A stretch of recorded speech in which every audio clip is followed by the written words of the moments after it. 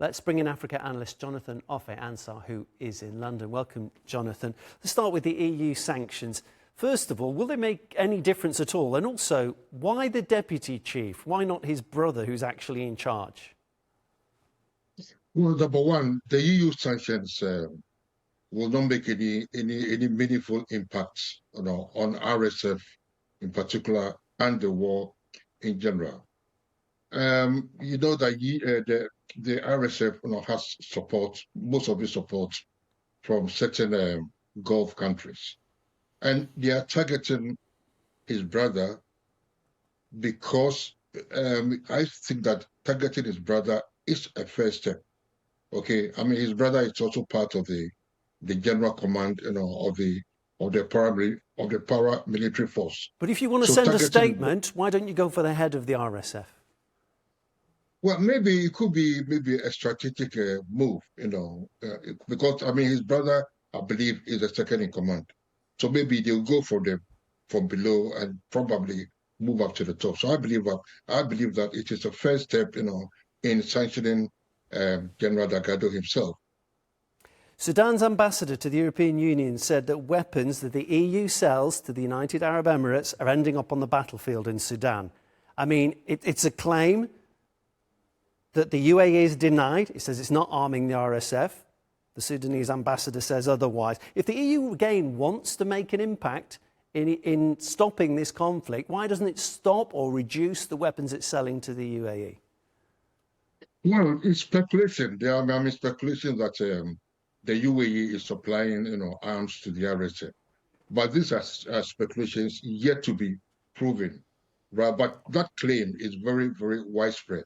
So a EU's move maybe is just to maybe sound a warning, or maybe as a preventive measure, against the UAE doing that. But I believe that if the EU strongly believes that the UAE is supplying the arms it sells to RSF, the EU could try and leverage some pressure on UAE, to cease the arms supplies to the RSF. Donald Trump says the US is going to turn its focus onto Sudan. He didn't actually, as was widely reported, say he's going to end the war. He says he's going to put the US focus on it.